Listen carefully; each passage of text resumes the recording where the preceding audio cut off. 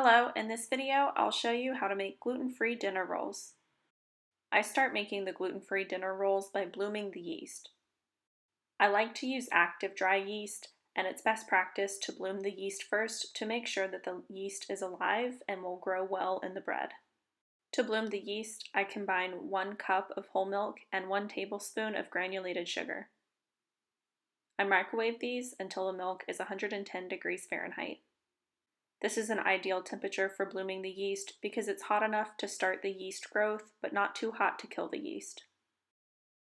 Once the milk and sugar is at 110 degrees Fahrenheit, I add in 1 packet of active dry yeast. This is equal to about 2 1/4 teaspoons. If you prefer using instant yeast, you can skip the blooming process and add all of these ingredients straight into the mixer. Once I have the active dry yeast mixed in, I'll set the bowl to the side and allow it to bloom for at least 10 minutes. While the yeast is blooming, I prepare the other ingredients for the bread dough. I cream 2 tablespoons of softened butter. I prefer to cream the butter before I add any other ingredients in to make sure that I don't have any lumps of butter, and that way it will cream really smoothly with the sugar and the egg that I add in later. I prefer to use softened butter to melted butter because melted butter tends to make the rolls chewier, whereas when I'm using softened butter, I can whip air into the softened butter and make a fluffier dinner roll. After I cream the butter, I add in 2 tablespoons of sugar. I cream this into the butter. I mix this for at least a minute to make sure that I've incorporated a lot of air into the butter and sugar. Then I add in 1 egg at room temperature. It's important that the egg is at room temperature because if the egg is too cold, it can cause the butter to harden and then you'll have lumps of butter instead of a smooth, creamy mix. I add the egg at this part of the recipe because the proteins in the egg act as an emulsifier, which will keep the butter and the sugar combined together, and it will also keep the air suspended in the bread dough while it bakes. By this time, the active dry yeast has now bloomed. You can tell this because of the bubbles that are on the top of the milk. I add this into the egg mixture. Next, I'm going to add the flour into the mixture. This is one of the recipes that I prefer to use my kitchen scale for because I found that an exact measurement of flour with a measuring cup doesn't really get me the consistency that I need in the dough. I use 13 ounces of Bob Red Mill 1-to-1 gluten-free flour. This is a little more than 2.5 cups. This flour mix has xanthan gum in it, but if you're using a different gluten-free flour mix that doesn't have xanthan gum, you would need to add about 2.5 teaspoons. Finally, I add in 1 teaspoon of salt and 1 teaspoon of apple cider vinegar.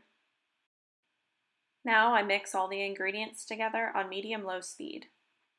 Gluten-free bread doughs tend to be more batter-like than doughs that have gluten in them, and this is because gluten-free flour tends to absorb more moisture than flour that has gluten in it, so we need to add more liquid into the recipes to make sure that we don't have a dry, crumbly bread after it's done baking. This is why I can use the mixer to mix this recipe together rather than kneading it or using a dough hook. You don't have to worry about overmixing the gluten-free bread dough because there's no gluten in this to overdevelop and toughen the dough. So I mix just until the dough is fully incorporated. Once the dough is fully mixed, I'm going to scoop it out and place it in my baking pans to rise. I made 2 different sizes of dinner rolls for this video because I tend to like the smaller dinner rolls, but my husband likes the larger dinner rolls. I use a 1-ounce scoop and a 2-ounce scoop to make the different dinner rolls. Then I loosely cover both pans with plastic wrap and leave them to rise in a warm area.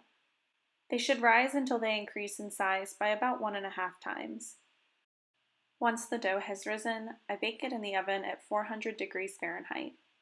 I bake the 1-ounce rolls for 12 minutes and the 2-ounce rolls for 15 minutes. The internal temperature should be at least 200 degrees Fahrenheit once they're done baking.